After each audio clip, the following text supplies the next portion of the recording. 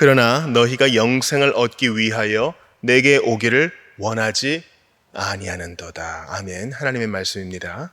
하나님께 감사합니다. 우리는 총회에서 결정된 우리 돌드 신경을 가지고, 돌드 신조를 가지고 학습해 나가며 성경의 구원론을 지금 공부하고 있습니다. 이것은 매우 중차대한 학습입니다. 왜냐하면 이 설교는요, 헤아릴 새 것이 없다는 것을 드러내는 것이에요. 왜냐하면 잘못된 가르침들은 그때에만, 17세기의 그 어느 때에만 영향을 끼쳤던 것이 아니라 오늘날에도 이름만 바꿔가며 그 옷만 바꿔 입으며 교회를 미혹하기 때문입니다. 제가 알려드리고 싶은 바는 지금 알미니우스와 소위 그 배자 간의 어떤 그 갈등과 논쟁들이 그 이후의 세대들, 알미니안 주의자들과 또 배자의 후예들, 소위 개혁파와의 갈등이 항상 연속적이지만은 않다는 것을 꼭 기억했으면 좋겠어요. 본래 알미니우스가 문제 삼았던 것은 타락 전 선택이냐, 타락 후 선택이냐, 전택이냐 후택이냐 이런 문제였어요. 알미니우스가 교수 생활을 하다가 일찍 죽었죠. 그래서 알미니우스의 후예들, 그의 가르침을 받드는 사람들은 이것을 더욱 발전시켜 구원론 자체의 문제를 일으킨 겁니다. 그러니까 연속성도 있지만 비연속성도 있는 것이죠. 그래서 17세기 돌투총회 때 정죄를 받았던 이 알미니안주의자들의 입장이 현대의 알미니안과도 달라요. 그래서 그래? 그렇다면 이 알미니안 주의를 공식적인 입장을 삼고 있는 교당하고는 나는 상관하지 않겠다. 이런 문제가 있어요. 왜냐하면 소위 알미니안이라고도 하는 사람들 사이에서 말이 서로 달라요. 주장이 다를 수도 있어요. 또한 현대 웨슬리안하고도 달라요. 이건 우리가 추후에 공부할 시간이 또 있을 것입니다. 왜냐하면 존 웨슬리가 휘필드와 논쟁을 했을 때 알미니안 확론파 입장을 100%다 가져온 게 아니에요. 자기 주장을 논증하기 위해서 일부를 가져온 것이고 본인이 수정한 것도 있고 후대로 갈수록 바뀌어진 것도 있습니다. 그러니까 우리가 지금 보는 것은 역사적 알미니안을 말하는 것이지 그것이 현대의 누구, 현대의 어디 이렇게 특정 지으면 안 돼요. 우리는 역사를 통해 배우고 겸손해져야 될 책임이 있는 것이지 이걸 무기 삼아서 함부로 총질하면 안 됩니다. 자, 우리가 오늘 구원론을 배울 때 특별히 전적 타락을 배울 거거든요. 전적 타락에 있어서 요한복음 5장 40절은 매우 중요한 선고예요. 그러나 예수님께서 두 팔을 벌리고 오라 문이 열렸으니 오라, 누구나 오라, 수고하고 무거운 짐진 자들아 오라, 죄인도 오라 이렇게 하셨는데, 그러나 너희는 내게 오면 영생을 얻을 수 있다는 것을 알고 듣고 배웠음에도 불구하고 내게 오기를 원하지 아니하였다. 능력이 없어서가 아니었다. 사실은 그 원함, 마음의 문제였다 라고 주님 말씀하세요. 이게 바로 타락으로 말미암은 인간의 전적 무능력을 드러내 보여주는 것입니다. 원하지도 않고 능력도 없는 거예요. 그러니까 오늘은 인간에 대한 우리의 기대를 깡그리 무너뜨리는 그런 시간이거든요. 과연 하나님 없는 인간은 죽은 존재냐, 아픈 존재냐, 도움이 필요한 존재냐, 여러분 어떻게 생각하세요? 예수 그리스도를 믿지 않고 하나님과 관계가 끊어진 인간은 조금 도와주면 괜찮아질 수 있는 가능성을 지닌 존재인가? 아니면 아예 무능 그 자체, 헬플리스, 소망 없는 그 자체, 어떻게 봐야 하는가? 로마서 8장 7절도 같이 읽어봐요. 시작. 육신의 생각은 하나님과 원수가 되나니 이는 하나님의 법에 굴복하지 아니할 뿐 아니라 할 수도 없습니다. 아멘. 이것만큼 좋은 선고 있어요? 여기서 이제 육신은 영과 반대되는 개념이거든요. 이 육신이란 말은 우리의 몸뚱이 좋은 거예요.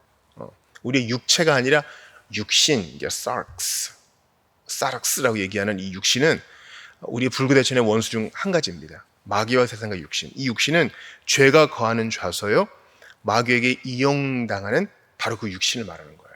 또한 세상과 물질적인 모든 것을, 하나님의 성령의 일들과 반대되는 모든 것을 일컫는 말이기도 합니다. 그러니까 육신의 생각은 하나님의 원수가 된다는 거 아시겠죠? 이 몸으로 하나님께 영광을 돌려야 되는데 이 몸으로 죄 짓고 싶고 쾌락을 쫓고 싶고 그런데 육신의 생각은 하나님과 원수가 되는 이유가 있으니 바로 이 육신의 생각, 자연인, 이 거듭난 신자가 아니라 자연인, 하나님을 모르는 자는 하나님의 법에 굴복하지 아니에요. 의지가 다 굽어 있고 할 수도 없어요. 능력도 없어요. 그러니까 전적으로 소망이 없는 거죠. 만약에 둘 중에 하나만 있으면 소망이 있지 않겠어요? 하나님의 법에 굴복하지는 않지만 할 수는 있어. 그럼 조금 노력하면 할 수 있는 거 아니에요? 반대로 하나님의 법에 굴복해. 그러면 할 수는 없어. 이래도 뭐 어떻게 하면은 더 좋아지지 않을까? 이런 생각을 가질 수도 있어요. 둘 다 아닌 거예요. 예수를 믿을 생각도 없고 믿고 싶은 마음도 없고 능력도 없는 거예요. 왜냐하면 허물과 죄로 죽었기 때문에. 모든 자연인, 즉 하나님을 믿지 않은 자는 자연이라고 하는데 내추럴이라는 뜻이에요. 믿음과 회개로 죽게 나오지 않은 그냥 모든 사람은 하나님을 믿기를 원하지도 않고 믿을 능력도 없어요. 아니 무슨 말씀이에요? 내가 선택했는데. 지난 시간에 말씀드렸죠. 내 선택을 너무 앞으로 밀고 나서는 사람은 둘 중에 하나라고. 정말로 믿지 않았던가? 아직 뭘 모르든가. 사실 그 선택의 능력도 은혜도 하나님이 주신 거잖아요. 그 원함도 하나님이 주신 거잖아요. 네 손을 내밀라 그럴 때 이게 되겠어? 할 때 하려고 하니까 그 원함, 해볼까 하는 마음도 하나님이 주셨고 그 순간 손이 온전해지는 그 능력도 하나님이 주신 거. 그러니까 모든 것이 주께로부터 왔음에 우리가 자랑할 게 없다는 거예요.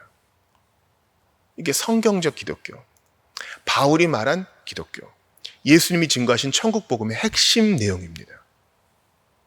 그런데도 주님은 회개하라, 내게오라 계속 명하시죠. 그럼 논리적으로 충돌이 일어나요. 할 수 없다는데 왜 자꾸 하라고 하십니까? 회개할 수 있는 능력이 내게 없고 하나님께 있다고 하시는데 왜 자꾸 회개하라고 하십니까? 이게 하나님의 방식이에요. 이게 예수님이 사용하시는 방식이에요. 맞아.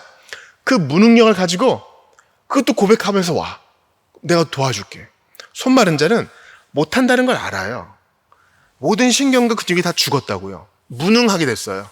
근데 되겠어 하지만 믿어보고 해보니 되는 거예요. 제가 우리 성도 지금 충기신방 중이어서 성도들에게 이러한 간증을 들었어요. 성도의 자녀 하나가 친구를 사귀기 어려워한대요. 아직 초등학교 저학년인데. 그러면 보통 뭐라 그러시겠어요? 그래, 너무 힘들면 억지로 친구 사귀려고 하지 마. 어차피 인생은 혼자더라. 또 나이 먹어갈수록 친구는 그냥 하나 정도 나오면 되더라. 또 결혼하면 배우자가 친구지 뭐. 근데 여러분, 자라나는 아이는 배워야 되잖아요. 인간관계를 배워야 되고 친구를 사귀는 걸 배워야 되고. 그래서 부모가 그걸 그냥 안 두고 교육을 시켰대요. 네가 그렇게 가만히 있으니까 안 되는 거다. 찾아가서 먼저 말을 걸어라. 같이 놀래? 먼저 네가 제안도 하고 부딪혀봐라. 애는 잔소리로 들었겠지만 하도 그러니까 학교에 가서 시도를 해봤대요. 아유, 될까? 여태까지 친구가 없었으니 이제도 없겠지. 하지만 계속 부모가 얘기하니까 그 정성을 봐서라도 한번 해봤답니다. 나랑 같이 놀래? 근데 되더래요. 그래, 같이 놀자. 그러더니 한 명 사귀던 친구가 2명이 되고 같이 밥도 먹게 되고 쉬는 시간을 같이 보내게 되고. 그러니까 이제 아이가 기뻐서 막 부모에게 전화했다는 겁니다. 엄마 아빠 말대로 하니까 되더라고. 여러분, 이거 엄청난 영적 메시지 있는 거 아셔요? 이게 우리에게 그대로 적용돼요. 예수님과 사도들은요, 그 어떤 이런 사람도 만난 적이 없어요. 주 예수를 믿으라, 그리하면 너와 내 집이 구원을 얻으리라. 에휴, 믿음도 뭐 선물이라는데 내가 그 선물을 받았는지 안 받았는지 내가 어떻게 알겠어. 그냥 내가 택자면 그냥 믿게 해주쇼. 사도들과 선지자들은 단 한 번도 이런 사람을 양산해낸 적이 없어요. 바로 지금 믿어라. 믿으려고 해라. 그럼 믿음 없는 네 자신을 알게 될 것이다. 거기서 멈추지 말고 그래도 주께 와라. 그럼 주께서 그 어느 순간 거의 동시적으로 네가 알지도 못하던 새에 바람이 어디서 불어서 어디로 가는지 모르는 것처럼 너에게 초자연적으로 역사하실 것이니 너는 그거 따지지 말고, 그 시퀀스를 아시는 분은 하나님이시니 넌 따지지 말고 그냥 듣고 믿고 싶습니다. 믿습니다. 그냥 나와라. 그럼 어느 순간 그 믿음이 너에게 선물로 주어진 것을 알게 될 것이다. 이게 복음이에요. 초청이에요. 그러니까 이제 하이퍼 칼빈주의자들의 오류가 바로 이런 거죠. 초청도 안 하는 거예요. 근데 돌투총회에 우리 선배들은 잘 정리했죠. 보편적으로 복음을 왕성하게 증거해야 된다고요. 그 메시지를 듣고 손 마른 자처럼 손을 내미는 자들이 있단 말이에요. 삭개오처럼 뽕나무 위로 올라가는 자가 있단 말이에요. 주께서 예비해 놓으신 영혼이 있다는 거예요. 택자들이 있다는 거예요. 이성의 내 백성이 많다는 거예요. 예수님의 요한복음 7장 대제사장적 기도를 자세히 보세요. 아버지께서 내게 주신 자들에게 내가 복음을 전했습니다. 그들은 아버지의 말씀을 들었고 지켰습니다. 그러잖아요. 듣는 자들이 있다는 거예요. 허물과죄로 죽었는데 어떻게 돼요? 복음을 선포하면 성령께서 그 복음의 말씀을 사용하셔서 초자연적으로 역사하셔요. 이게 여러분 기독교의 매력이요, 우리의 로맨스입니다. 안 되는데 되네? 해보니까 되네? 이런 거예요. 원함도 주셔요. 하려고 신이라도 하면 주께서 힘을 주셔요. 문제는 제풀에 포기해버리고 안 하고자 하는 그 완고한 마음이 있는 거예요. 믿지 않는 마음. 불신앙이 최고의 죄인 거 아시겠죠? 어차피 안 돼. 아니요. 천국에 있는 장자들의 총회에 있는 모든 구원받은 영혼 중에 이런 마음 가진 자 아무도 없어요. 어차피 안 돼. 아니요. 하는 거예요. 그 신앙의 연단을 위해서 주님은 아브라함에게 이삭을 주시기 전에 그 수십 년의 훈련을 허락하신 거예요. 불신앙을 믿음으로. 로마서 3장 11, 12절도 같이 읽어볼게요. 시작. 깨닫는 자도 없고 하나님을 찾는 자도 없고 다 치우쳐 함께 무익하게 되고 선을 행하는 자는 없나니 하나도 없도다. 이 짧은 본문에 이 완전 부정이 3번이나 나오는 거 아세요? 다 치우쳤다. 함께 무익하게 되었다. 하나도 없도다. 그 전적 타락은요, 우리가 윤리적으로 도덕적으로 망가질 수 있을 만큼 최고로 망가졌다는 뜻이 아니라 영혼과 육체와 마음과 그 어느 한 곳 성한 데가 없다는 뜻이에요. 스스로 하나님을 찾을 수 없게 되었다는 뜻입니다. 이것을 인정할 때 우리 예수님께서 주신 구원이 얼마나 놀라운지 알게 되는 거예요. 잃어버린 양과 똑같지 않아요? 잃어버린 양은요, 구원의 가능성, 집으로 돌아올 가능성이 제로예요. 제로라고요. 그런 말씀 하세요. 헤매고 헤매다가 어떻게 올 수 있지 않을까요? 올 수 있을 거예요. 그것은 여러분이 현대의 유목, 방목을 생각하시니까 그런 거예요. 2000년 전에, 아니 3000년 전에 이스라엘 백성들이 양을 치는 걸 생각해 보세요. 사방의 야생동물이에요. 그리고 기후는 좋지 않아. 해는 내리쬐고 풀은 만만한 곳에 있지 않고 물을 구하기 어려워. 어디서나 물 틀면 수도 나오는 그런 거 말고요. 그 시대의 목양은 그런 거예요. 그 양이 길을 잃었다고요? 이제 곧 이리들이, 늑대들이, 사자들이, 곰이 올 거예요. 찢으러 올 거라고요. 걸리면 100% 죽어요. 양은 스스로 주인을 찾아갈 수 없어요. 능력도 없고요. 고집도 부려. 갈 마음도 없어. 어떻게 양이 그렇게 떠나갔으니 목자는 99마리 맡기고 찾아가는 거예요. 안고 옵니다. 그거 외에는 살 길이 없어요. 그게 바로 우리의 전적 타락의 모습을 보여줘요. 그리고 전적 구원, 오직 구원은 주님께로부터 말미암나이다를 보여주는 완벽한 예증이에요. 탕자는 알았어요. 자기에게는 1%의 소망도 없다는 것을 알았어요. 돈 다 써버렸죠. 친구 다 떠나갔죠. 건강도 망가졌죠. 집 없죠. 음식 없죠. 친구와 사랑하는 사람 없죠. 그러니까 어떻게 해요? 이 전적 무능의 상태에서 생각난 것이 아버지 집이에요. 갑니다. 전적 무능으로 아버지께 갔더니 전적으로 구원해 주잖아요. 복권시켜 주잖아요. 잔치 벌여 주잖아요. 그 아이가, 탕자가 아버지의 유산을 가지고 일부 수익금을 가져온 게 아니에요. 자기가 아들로 받아들여지는 것에 대해서 그는 기여한 바가 하나도 없다고요. 그런데도 내가 믿어서, 내가 주님을 선택해서, 내가 신앙생활을 잘해서, 내가 이것저것 따져보아서 내 자유의지를 잘 사용해서 구원을 얻었다고 하는 사람은 둘 중 하나라니까요. 정말 구원받은 자가 아니거나 아직 뭘 모르거나. 구원은 놀라운 거예요. 놀라운 거예요. 우리 세대에서는 구원이란 말을 주로 어디 씁니까? 구원투수, 야구에서 많이 쓰죠. 경기에서 이기고 시즌에서 이기고 그걸 구원이라고 생각하는 거예요. 그것도 좋은 의미겠죠. 그러나 이 영적인 구원은 그것과 비교할 수 없는 희락입니다. 우리는 참 바보예요. 많은 사람들이 자기들이 영원히 살 줄을 알아요. 많은 사람들이. 자기가 죽으면 영혼이 구천을 떠돈다 이런 말을 해요. 제사밥을 먹는다 이런 말을 합니다. 어딘가에 갈 것이다 이런 얘기를 해요. 미디어도 보세요. 뭐 OTT 시리즈나 드라마를 보세요. 딱 죽음 이후에 형벌이 있거나 어느 곳에 가게 된다거나 이런 생각이 많이는 있어요. 그 영혼에 대한 감각이 있어요. 그걸 발전시켜 나가요. 그런데 이 땅에서는 그 영혼을 위해 그 어떤 투자도 하지 않아요. 하나님이 계시지에 대해서 더 나아가지 않아요.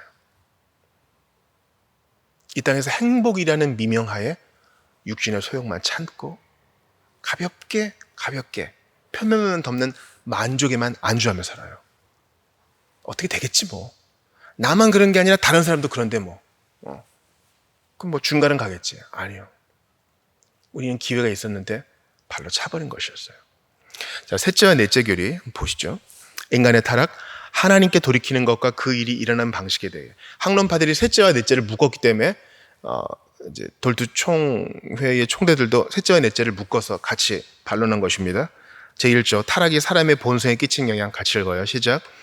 태초에 사람은 하나님의 형상으로 창조되었습니다. 그의 지성은 자신의 창조주와 모든 신령한 것들에 관한 참되고 온전한 지식을 구비하고 있었습니다.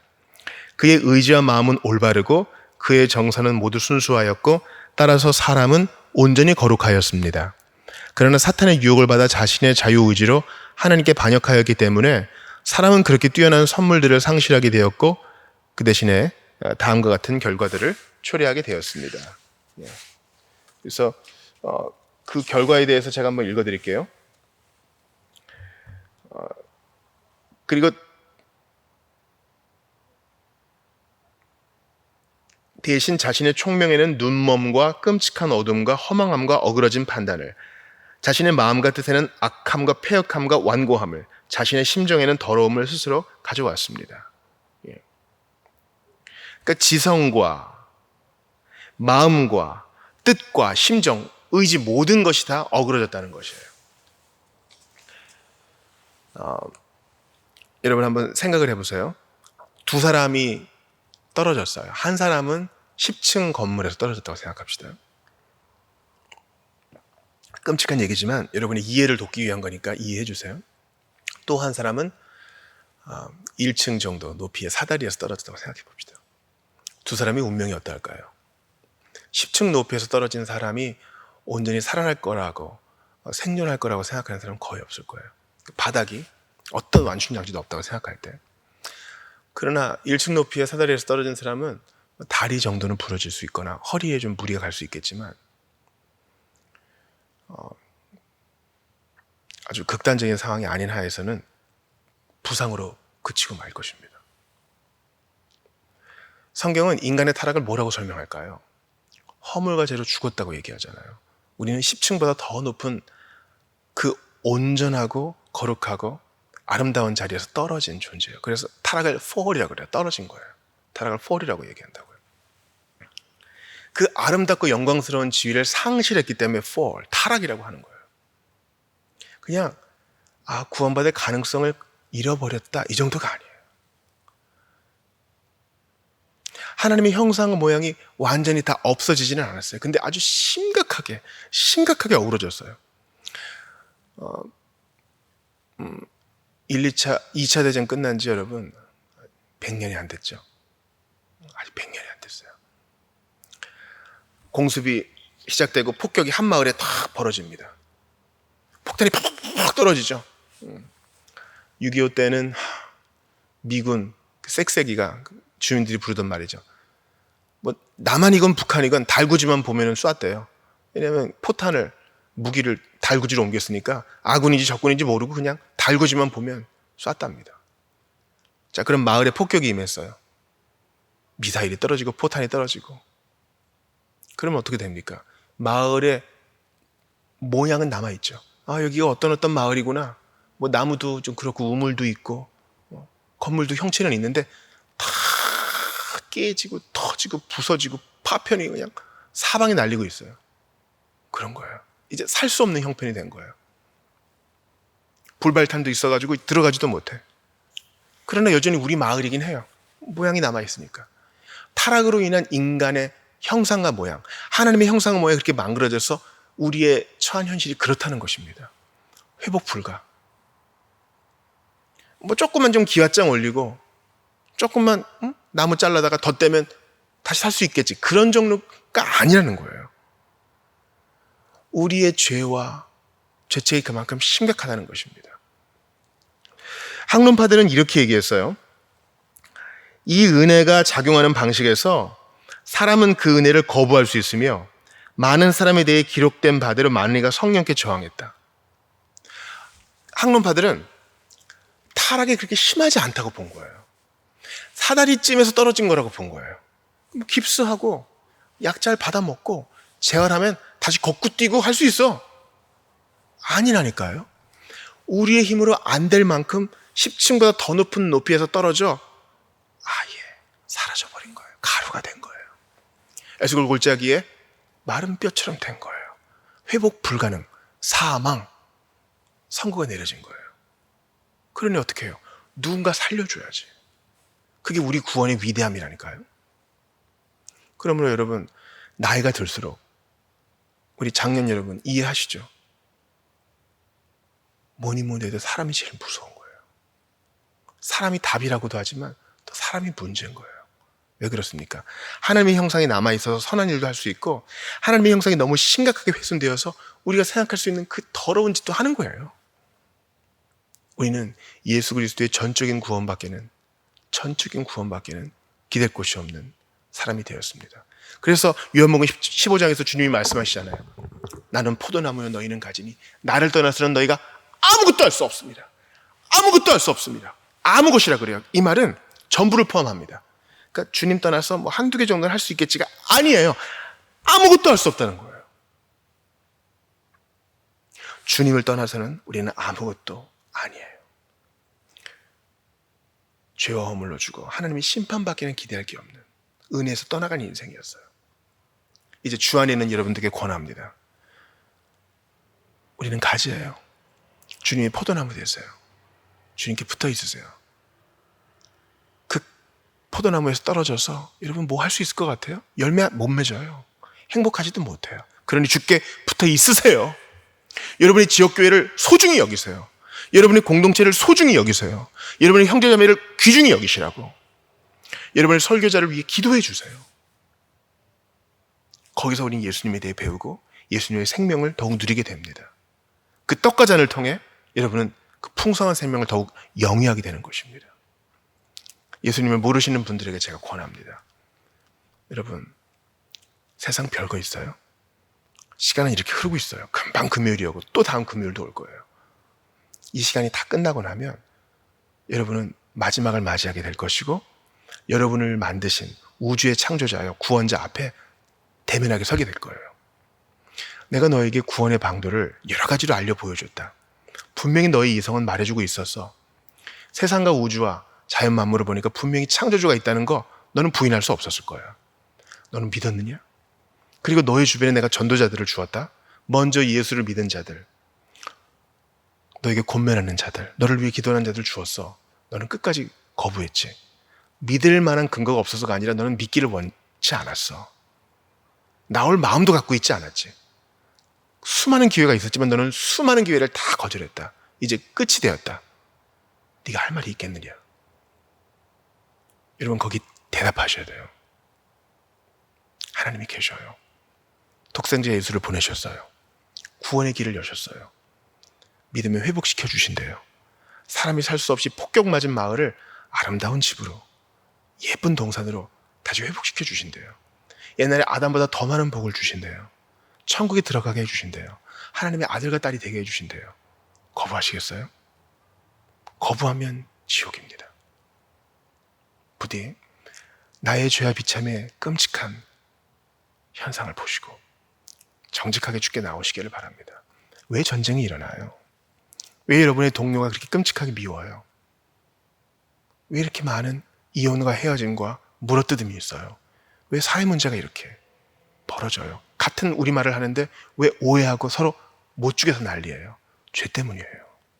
죄는 사람을 이렇게 끔찍하게 만들어 놓았습니다. 하나님의 형상과 모양을 아주 어그러지게 만들어 버렸어요. 어떻게 해야 되겠어요? 온전한 사람이 되기 위해서라도 예수를 믿으셔야 됩니다. 그분이 여러분에게 놀라운 선물을 주실 것이니 난 안 돼! 포기하지 말고 믿음으로 아직 늦지 않은 줄 알고 왔습니다. 지금이라도 받아주세요. 거절하지 않으신다 했으니 저 왔습니다. 지금도 생각이 많지만 이 손 잡아주십시오 하고 예수께 나오는 여러분 되시기를 주의 이름으로 축원합니다. 우리 주신 말씀 붙들고 함께 기도하며 나아가겠습니다. 주께 감사를 기도합니다. 아버지 하나님 앞에 기도합니다. 은혜를 더하여 주시옵소서. 하나님 함께하여 주옵소서. 우리는 부족하고 부족하오니 은혜를 더하여 주셔서 아버지 하나님 주의 은혜를 잘 깨달아 알 수 있도록 도와주시옵소서. 하나님 간절히 빌고 바라고 원합니다. 우리는 참으로 부족합니다. 구원에 대해서 제대로 이해도 하지 못하고